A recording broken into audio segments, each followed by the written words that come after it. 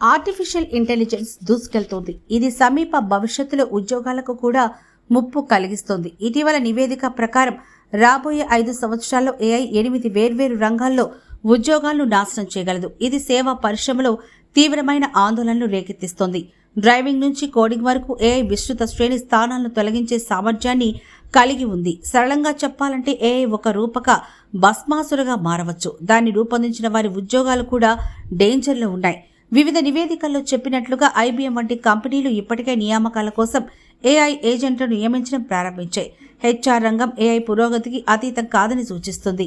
IBM అడుగుజాడలను అనుసరిస్తూ అనేక సంస్థలు తమ నియామక ప్రక్రియల కోసం ఏఐ సాంకేతికతలను స్వీకరించే అవకాశం ఉంది. డ్రైవింగ్ పరిశ్రమలో ఉద్యోగాలను కూడా ఏఐ ప్రమాదంలో పడేస్తుందని పరిశోధకులు సూచిస్తున్నారు.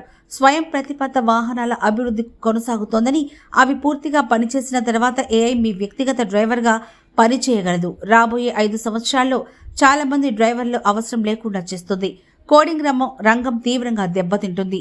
గూగుల్ జెమినీ డీప్ రీసెర్చ్ వంటి సాధనలను ప్రవేశపెట్టడంతో ఏఐ ఇప్పుడు మీ తరపున కోడింగ్ చేయగలదు. ప్రాథమిక కోడింగ్ పనులను త్వరలో ఏఐ నిర్వహించగలదని నివేదికలు సూచిస్తున్నాయి. ఈ రంగంలోకి ప్రవేశించే కొత్తవారికి గణనీయమైన సవాళ్లు ఎదురవుతున్నాయి. ఆన్లైన్ సందేశాలను పంపడం నుంచి విచారణలకు ప్రతిస్పందించడం వరకు ఏఐ ప్రతిదానిని ఆక్రమించుకుంటోంది. కాబట్టి అమ్మకాలలో ఉద్యోగాలు కూడా ప్రమాదంలో ఉన్నాయి. ఉత్పత్తి జాబితాలు, కస్టమర్ కమ్యూనికేషన్ల కోసం ఏఐ సాధనాలను ఉపయోగించుకోవడానికి ఈ-కామర్స్ వ్యాపారాలు సిద్ధంగా ఉన్నాయి. అంతేకాకుండా రాబోయే 5 సంవత్సరాల్లో రెస్టారెంట్ పరిశ్రమలోకి ఏఐ ప్రవేశించవచ్చు. ఆర్డర్ తీసుకోవడం, రసీదు ఉత్పత్తి, వంటలను వడ్డించడం వంటి పనులను ఆటోమేట్ చేస్తుంది. ముఖ్యంగా కోల్కతా, లండన్ వంటి నగరాలు ఇప్పటికే ఆహారాన్ని అందించడానికి రోబోలు ఉపయోగిస్తున్నాయి.